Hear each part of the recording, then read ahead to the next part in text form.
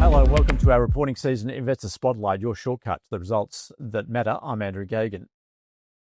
Well, let's get to those results today. Goodman Group has returned to growth with statutory profit coming in at $1.67 billion compared with a loss of close to $99 million in the previous financial year. The Global Logistics and Property Group is targeting 9% earnings growth in FY26 after posting a 13% increase in FY25, operating profit to $2.31 billion. Total assets under management rose 9% to $85.5 billion. Goodman will pay a 30% distribution per security and is targeting a further 9% operating earnings per share growth in FY26. Net tangible assets per security rose 25% to $11.03, while gearing fell to 4.3%. Liquidity stood at $6.6 billion.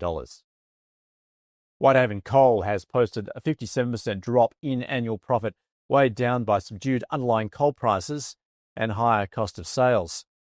Whitehaven is Australia's largest independent coal miner. It saw underlying profit come in at $319 million compared with $740 million in the prior year. Profit in its coal business rose 83%, while revenue rose 53% to $5.83 billion.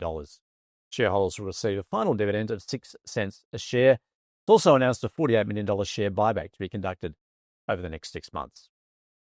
And Telix Pharmaceuticals says it's on track to meet its 2025 calendar year guidance. It comes as the company reported a $4.8 million loss before tax. However, gross profit was up close to $209 million in the first half, but research and development and marketing spending increased from the previous corresponding period. Revenue was up 63% to $390 million.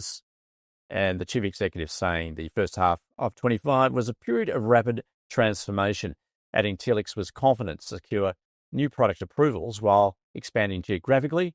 No dividend has been declared. Quick check of what we can expect on the reporting calendar tomorrow, including Coast Entertainment, Hilly Group and Inghams. Also, Latitude, Michael Earl and Zip.